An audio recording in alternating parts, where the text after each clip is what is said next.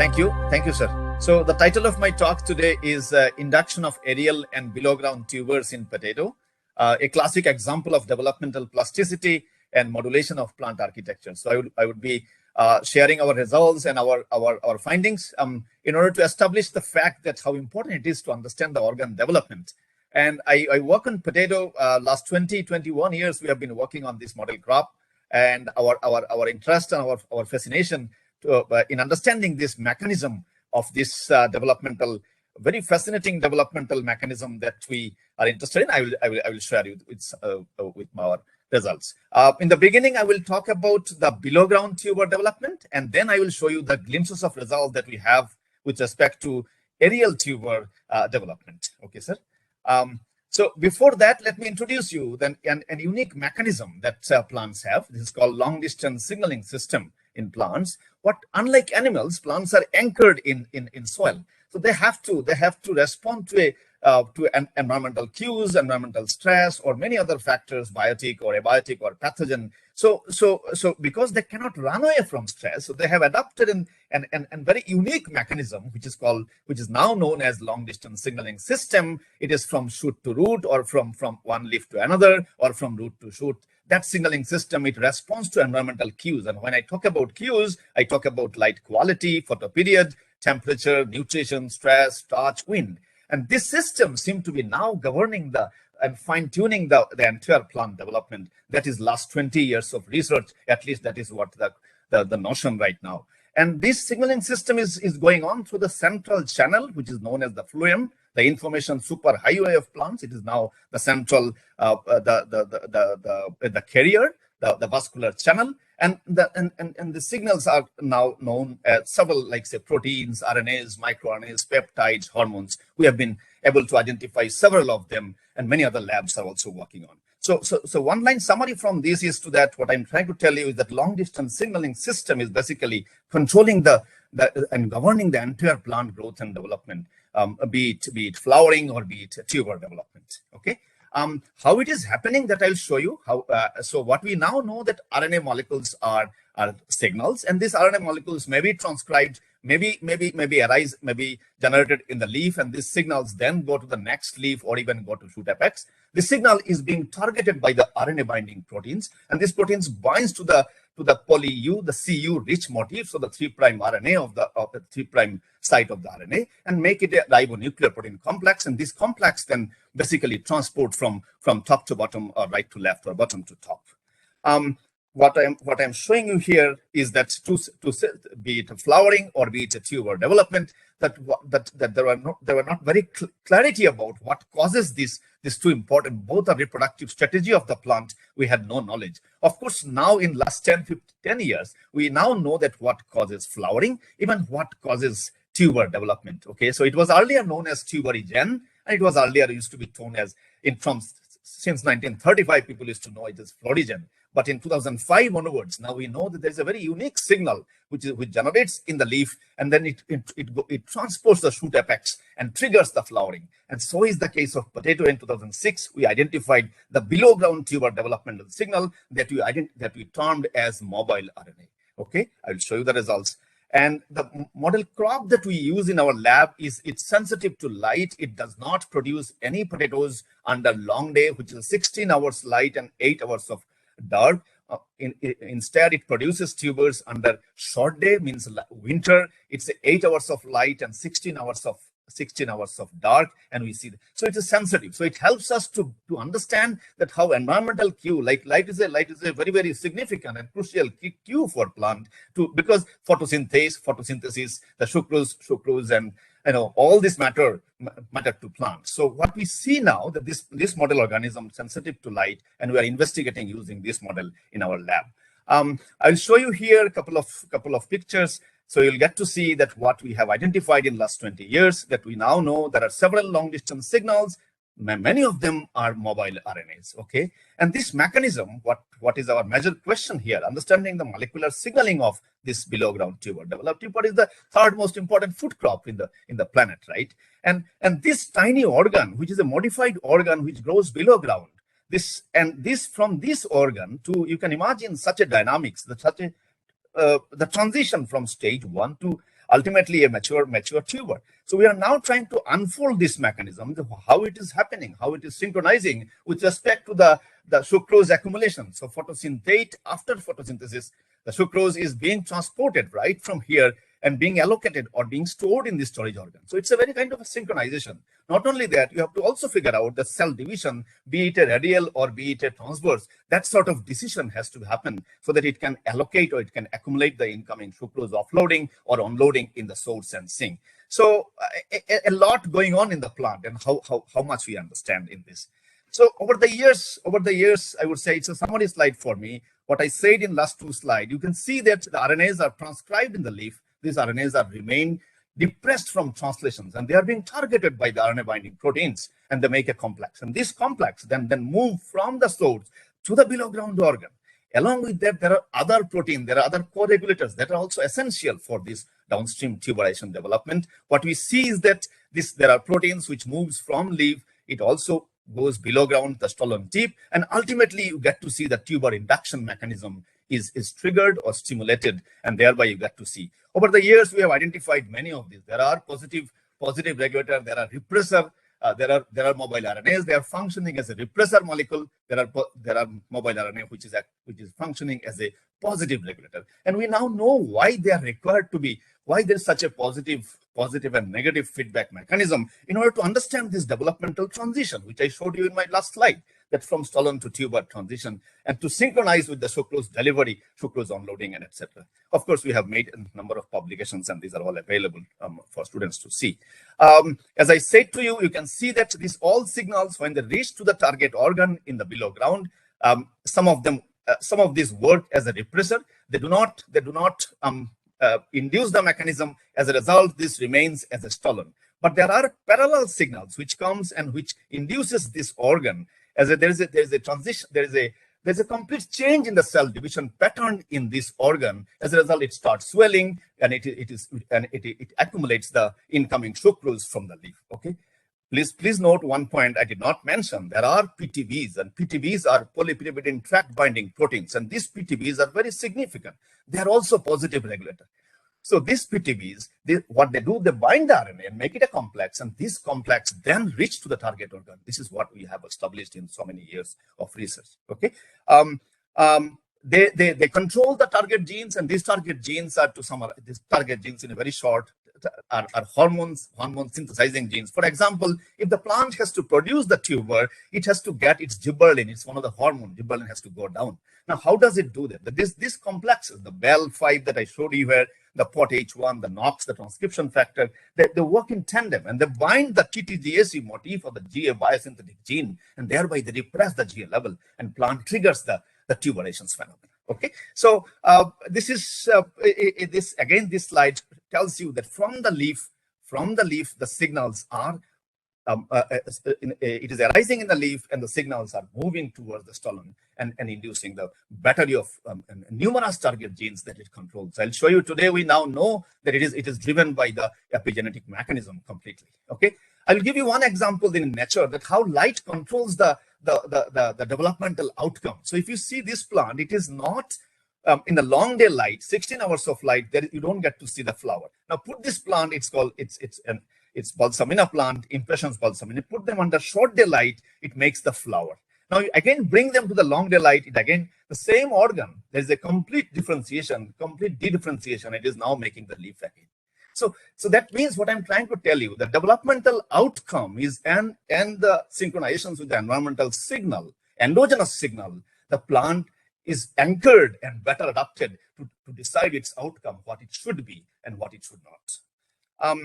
We were very curious to know that this juvenile versus reproductive. So plants grow, then it makes the flower, reproductive phase, or it makes the tuber, which is also reproductive phase. So what controls this juvenile versus reproductive phase?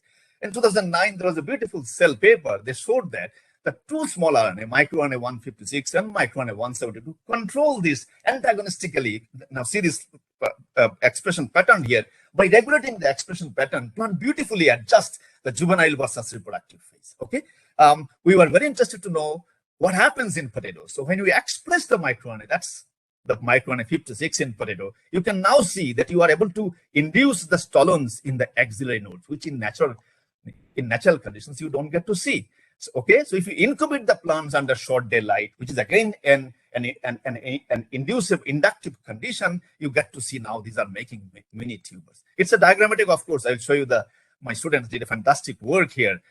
These are all published work long back.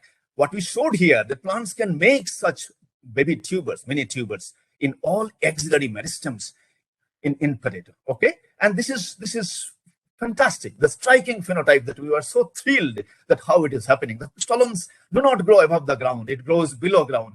It's a modified stem. It makes the tubers below ground, but now it is able to grow above the ground, and it is able to allocate the sucrose. Basically, it's a redirection of the sucrose from stolon to the above ground and storing over there. Okay. You can see that they look like this purple color because they are in the light. They are generating anthocyanin, and pigment is color. But these are all tubers. We grew them in soil. They're all making potato plants that we can. There are not only one. There are several of them. It's like a profuse branching of the above ground.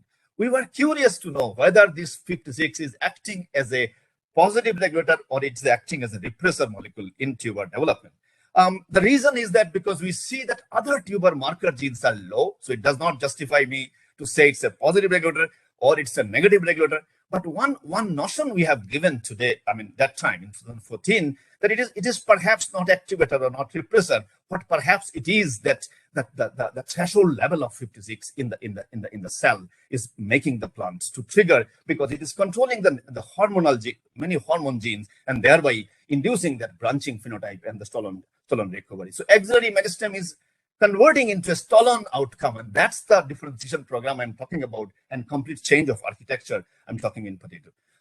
What's the notion we give in potato? All axillary meristems have the capacity to form tubers, and under permissive conditions, any shoot meristem can produce aerial tubers, but this remains repressed or suppressed except in the below ground stolons. Okay.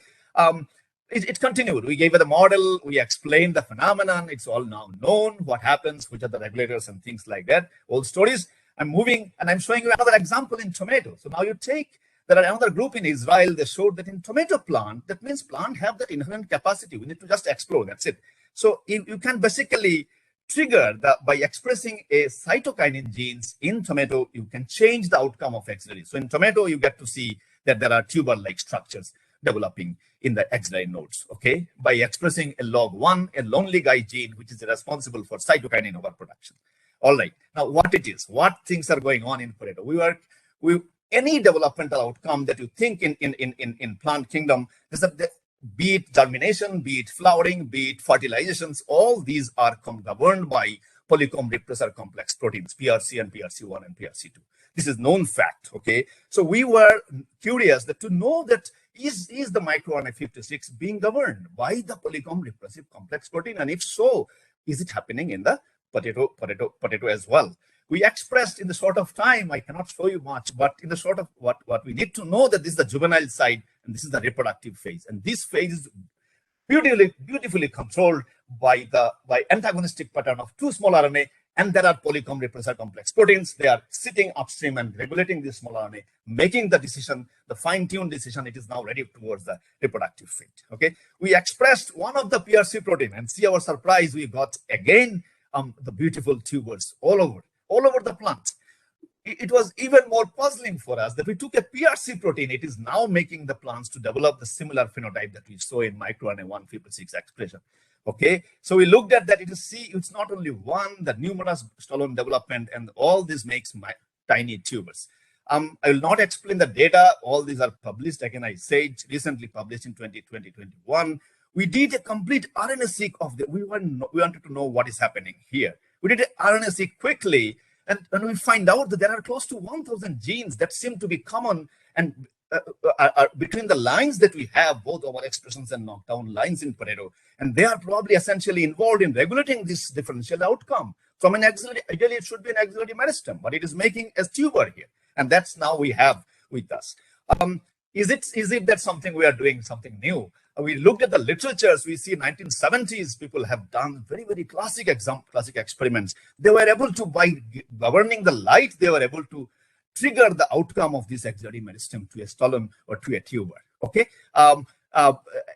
What further we now can grow these in vitro we can trigger the tubers in vitro by the controlling the sucrose, and we can make the tubers. These are all, we did several work, RNA-seq, RNA sequencing, as well as RT-PCR to see the tuber marker genes, how they are behaving in this axillary meristems, and it makes sense.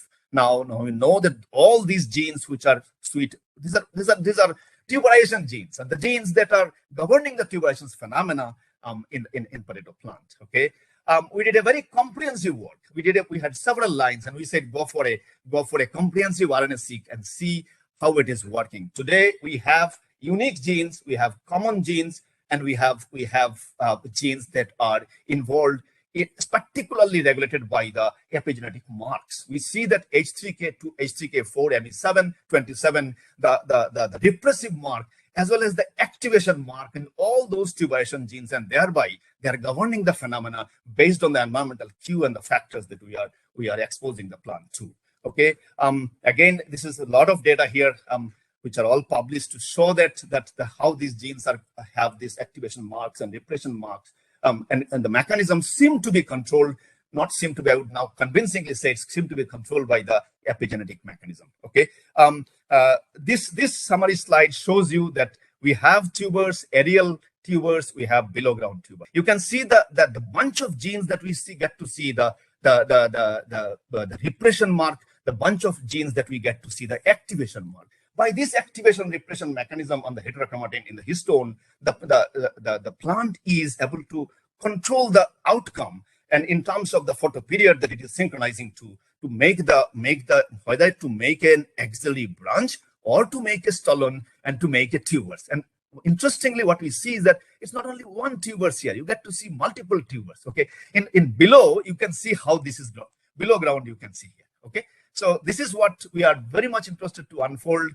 We have, again, this paper is also recently published. We now showed that this mechanism seemed to be key tuberization genes potentially controlled by epigenetic modifiers during potato development. Okay. Again, when I say that it's an interesting model, on what basis I say to you, you look at this stolon which grows just below ground. Now, if it does not perceive light, it has an outcome. It has a fate, tuber fate. It comes towards this fate of journey, ultimately makes a potato. But if it senses light, you see it changes its outcome. A complete dedifferentiation of it does not make the tuber again, does not swell up, and it continues towards the shoot recovery. And that's what we are talking about in differentiation. This is just to show you a summary slide that which way to go, whether to make a potato or to make a plant, is something our current investigations that we are currently doing in the lab. Okay, this is the overall mechanism. Seems to be so simple, but it is not. Tuberization mechanism. There are so many regulators, so many crosstalks, so many hormones. We have been investigating all these mechanisms for the last 2 decades. My collaborators and funders, sincere thanks to all the funding agencies. We could not have been done without the active support of financial grant from these funding agencies. I thank them, and my entire group who are working with me. I'll be happy to take any questions. Thank you, sir. Thank you very much, Professor Banerjee, for giving us a wonderful talk and sharing your insights into the wonderful world of the potato plant. Yes, sir. Thank you. A few questions on the chat box. Professor Ananthakrishnan asks, what is the effect of soil temperature in the growth of potato tubers? For example, colder Nilgiris produce abundant potatoes compared to the Tamil Nadu plains, but plenty of light. So, very good question, sir. As I said, soil temperature is certainly would play a role. We do not deny that fact. But there's a crucial factor is light here. And in soil, the incubation temperature will also play. We have not looked at that side at all. We have never gone to that side to see how the soil temperature, whether it would play any role. But we have been very much restricted to the light and the endogenous. Light is an external cue, and endogenous cues are my molecular regulators, and trying to understand what is the synchrony between them. But it is something very interesting. I would think about it, sir. There's a question from SV Butt, a very practical question. Are the underground, above ground grown potatoes the same nutrition wise?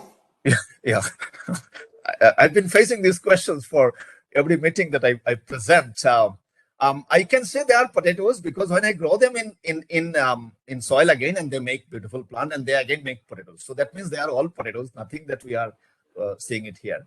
I'm yet to check the nutritional quality between the two. So I have to run some HRMS to see or HPLCs to see what are the components and the compounds, whether nutritionally they are as good as the below ground potatoes. But they are potatoes. There are no doubt about it. Okay.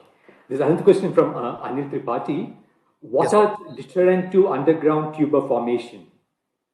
I would not, sir, deterrent in a sense, it is what we have been able to establish today is that I showed you the juvenile versus reproductive phase, the transition point. What is very critical for us, the synchronization of the light as well as the signal which is to generate. The two key signals in potato now is well known, sir. One is the BEL5 that we have identified. One is the SP6, that protein that we. Both are required. You knock down both, plants will never make tuberization. Deterrent, in a sense, our investigation restricted to photosensitive cultivars. Other things in terms, I mean, which angle I should think about. I mean, we are since very much concentrated. I think I would tell you one thing here, sir. When we looked at these positive regulators, positive mobile RNAs, and I mentioned about the transport proteins. We have results in the lab right now, sir. We combine these two and we put them in the plant because these are all mobile signals in the plant. They are all generated in the leaves. We have been able to achieve several fold tuber increase. So which way I should put into it? Okay, thank you. There's a last question from Arun Lahiri Majumdar. Selaginella has similar mechanism where the roots can behave like shoot. Any comments? Selaginella roots behave like a shoot. It's a differentiation program altogether. I'm sure the cues and factors are there, which are making a completely differentiated organ to a redifferentiation. So root is behaving like a shoot. I'm sure we will find out interesting factors in that. I just like to, since he has asked, I just like to mention one point for the interest of all this audience, that we have looked at all the storage crops. Be it a beet or be it a carrot. And it seemed to be, sir, that this mobile RNA and the RNA binding proteins are doing the fantastic developmental signaling in the long distance signaling in that. So it would be there. We would be able to, just yet to be find out. That's it. Thank you very much, Professor Banerjee, for that excellent talk. Thank you. So that brings us to the end of this session. So I thank all the speakers for giving us excellent insights into their work and also sticking to the time.